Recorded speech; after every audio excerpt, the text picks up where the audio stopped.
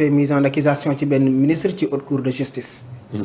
Procédure de mise en accusation ce n'est pas une procédure d'accusation. accusé wuñ la. ce n'est pas une procédure de condamnation. du dara tudd noonu la tudd rek quoi ça ne veut pas dire que ni buñ ne mise en accusation que la personne elle est accusée. yeggaguñu foofu noonu. c'est une procédure parlementaire mais aussi judiciaire. xam nga qui déclencher les poursuites. dans les procédures ordinaires. c'est le procureur. moom mooy mettre en mouvement l'action publique moom mooy exercer l'action publique. mais il y a bien des cas parfois procureur du mettre en mouvement l'action publique. par exemple Cheikh Omar laa gën a yàpp ci plateau bi ma ne ko non Cheikh Omar sama lunette yi ma tegoon fii di yaa ko dóor. awma preuve awma dara. ma dem ci procureur porter plainte ne procureur toppal ma Cheikh Cheikh Omar procureur xool xam ne awma preuve li may waxi ndax sa xam nag la. mu classé dossier bi. ma ne ko non doo ko classé da nga koy poursuivre par force. boobu waa man maay jël l'initiative de mettre en mouvement l'action publique. par une plainte avec constitution de partie civile ma tëb procureur dem ci juge d'instruction. ne ko waxal procureur mu toppal ma directement Cheikh Omar. procureur daf naan ma en tout cas daal man wax naa la sama xalaat. mais boo ma mettre la par force l'action publique suñ demee ba ci biir mu am classement sans suite wala non-lieu. bu la mën na delluwaat topp la. boobaa man maa jël l'initiative du procès. alors dans le cadre de ki nga xamante ne dafa am non pas une immunité mais un privilège de juridiction moom amul immunité. privilège de juridiction la am muy haute cour de justice. haute cour de justice dafa am luy mettre en mouvement poursuite yi kenn du ko mën a exercer ku dul procureur parce que foofu am na procureur. léegi assemblée moom mooy xool yow lan lay toppee. bu gisee parce que du ñëw rek ne comment ça s'appelle mise en accusation demal wuy ji. dafay def exposé sommaire boo xamante ne moom danaan telle infraction telle chose yu ñu visé nañ ko toppee diw. alors Assemblée nationale comme dans le cadre des procédures ordinaires. teg cheminement procédural am. dem ci plénière. pour def cette ordonnance de mise en accusation bu dee président la bokkul ak bu dee ministre la. bu dee président la benn infraction kese la kon donc jarul wax bu bari. haute trahison mais foofu li muy soxla ci biir foofu moom mooy 3/5 des membres yi constituent l'Assemblée nationale donc la majorité qualifiée. cette majorité qualifiée exigée par l'article 101. De la Constitution waxu ko pour premier ministre ak ministre. donc sur ce point on a la majorité simple. à la majorité simple même si c'était la majorité qualifiée sax je pense que ni Pastef am nañ loolu mais ce n'est pas une question de Pastef ni de APR. donc c'est la majorité simple moom mooy yóbbu nit ci mise en accusation bu ñu ko voté maintenant président assemblée jël résolution bi. jébbal le président de la haute cour de justice enfin le parquet. mooy le premier comment il s'appelle l'avocat général le premier. le procureur général. voilà au niveau de la cour suprême. pas l'avocat général le procureur général au niveau de la cour suprême.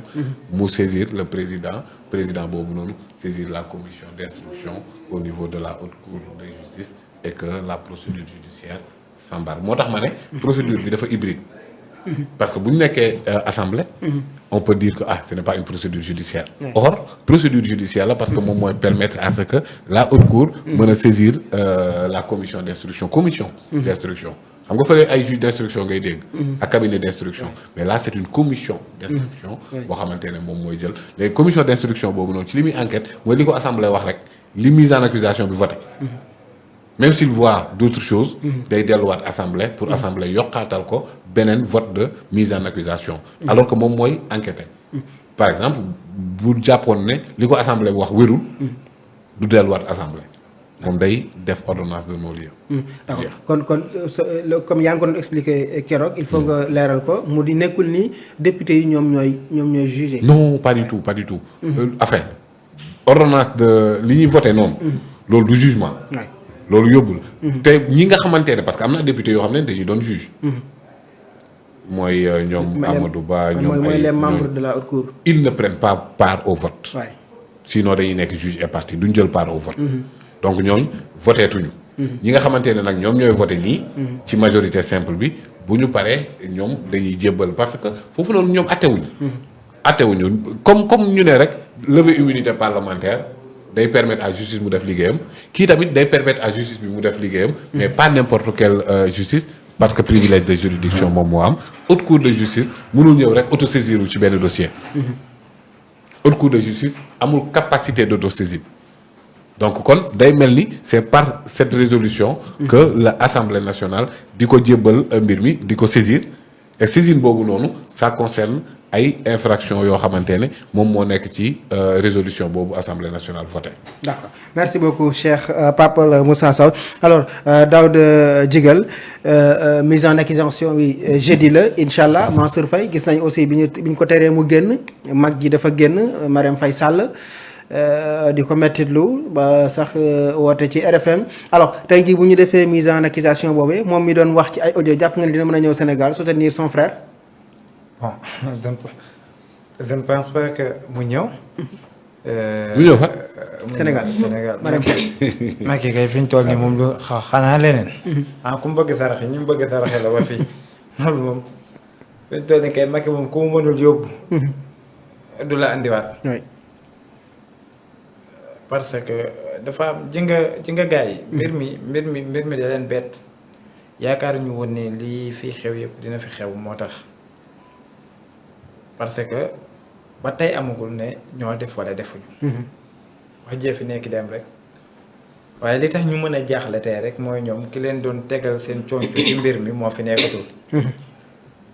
parce que bu nekkoon dégg ak digg rek ba mu war leen def liggéeyam def na ko bu yàgg waaye dafa am ku fi nekkoon doon waat ne dinaa def le tout ba lépp lu réew mi war a jaar yoon loola jaar yoon mais malheureusement si mujj bi ab njiitalu cartel la woon quoi.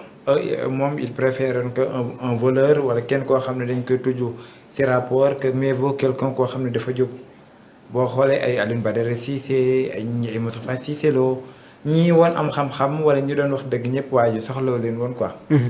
parce que yaa ngi dem bay dégg ci réew ñu naan la ay Doro Gueye PDG ak yooyu noonu maanaam de 2021 jusqu'à 2024 waa ji moom nekkatuñu woon ci réew. ci benn quartier la ñu nekkoon mu am un chef de bande.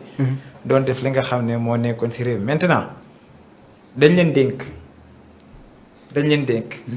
biñ leen dénkee ngeen def mbir mi nu mu fi neexee ay nit taxaw ne foog leeral am ñooñu ngeen ne da ngeen di leeral bi ñu leeralee ba pare.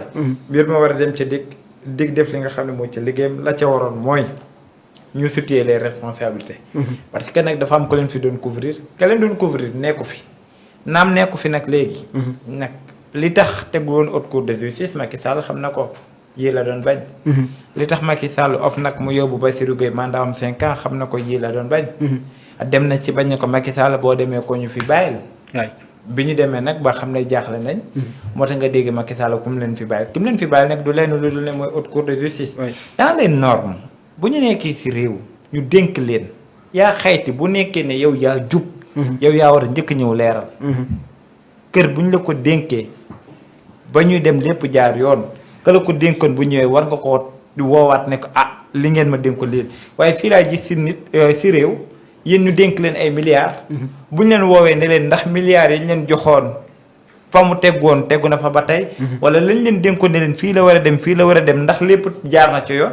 bu ñu leen woowee ne leen kaay leen ngeen andi lool ngeen ne acharnement politique.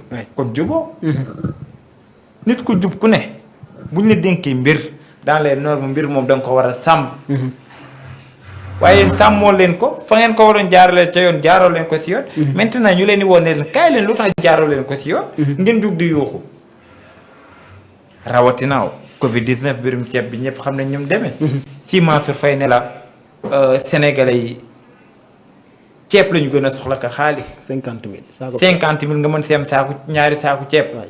maanaam seen yëfi jubadi rek foofu la tàmbalee. kooku moo toog ne Sénégalais yi bu ñu amee ceeb rek doy na maanaam yéen boo leen amee ndox ak suukar sax doy na quoi ngeen baxal lekk. sombi léegi nag yaakaar ñu woon lii yëpp dina am. maintenant nag mbir mi dafa yomb dinañ teg commission ba di ngeen ca jëm fa ngeen ca war a dem am na foo xam ne magistrat yi doo nga fay ne. foofu nag député amu fa keneen amu fa. ña demoon waat ñoo fa ne. les magistrats bu ñu yaakaar ne la ngeen def jaar na yoon. boobaa xayrul bu jaarulee yoon war a jaarale li nga xam ne mooy seen liggéey malheureusement tey amu ca kenn koo xam ne dina dem ma yaakaar ne gestion ba dina jaar yoon. parce que man bu ñu weesoo si daas yi rek ma xam man ñoom ñëpp maa ngi nattee seen i mbir maanaam si daas yi. képp ku ca sa daas ñëw dem ñibbi waat. comme ministère ba nekkoon wàllum culture. sama xel day dal si moom. ku daasa mënul défendre boppam. koo xam ne dafa koo signé sa waay kooku mu jàppal parce que ngom ñaa da ne lu ma def lu ne Matar Ba da cee am bët. Ndeye Sali daasam ne yëgoon na. moo ma def loo koy la wax. Moustapha Diop ne. kooku ñaari maanaam gestionnaire compte ba wala moom ne Moustapha Diop mi yëg na. bu nekkee doom jee yëg kay waajur ji xam ne ni mu demee. te waajur ba doom jee accusé waajur bi. te doom ja setul pour mu set foog mu joxe. wala mu dugg ci kaso bi. maanaam gars yi dañoo war a respecté. nga la waaye rek fii moom amul politique procédure la lépp day jaar ca yoon dégg ngeen Pa Moussa ni mu koy expliqué du ma ci ñëwaat. maintenant c'est facile. la ngeen di wax defoo leen ko.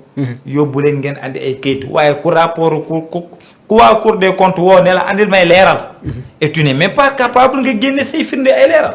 dans ce cas bu ñu la yóbboo fee noo koy génne. dans les normes waruñu woon yegg si fii bu nekkoon ne rapport ba bañ koy def yow woo nañ la kaay. ne la lañ la dénkoon si xaalis plus de 2 milliards 500 millions yi fan la jaar. pourquoi ngeen ñëw fekk jën nit koo xam ne sandwich dong lay jaay ngeen jox ko marché wu ceeb bi. pourquoi tey seen daas ñu nga xam ne mooy les fournisseurs ñoo ko dajaleel xaalis ngir joxe ko. mais ñooñu mënuñoo andi leeral procédure ba jaarul yoon kenn ki la ngeen commandé ca ceeb plus de 6 000 3 000 la andi fu xaalis ba dugg fu ceeb ba dugg kooku mënoo andi leeral kooku pour mu ñibbiwaat këram. foog mu andi xaalis. mais kon yow noo mënee leer ñoom kay ñoo nekk dans les normes ñoom. ñoo waroon ñëw nañu dénk ngeen ñu pendant 5 ans dans les normes bi ngeen ñu dénkee ba pare lépp leer na yow mënoo andi leeral. léegi yow après loo ci waxum politique la. ñaay nag yu jëm si renseigné ñii man jetu le jour laa lay waatali man ñii buñ ma leen joxoon tey fii yëpp duñ fi yegg. d'accord jërëjëf respecté wu dañoo respecté wu. jërëjëf Daouda nga tàggoo waa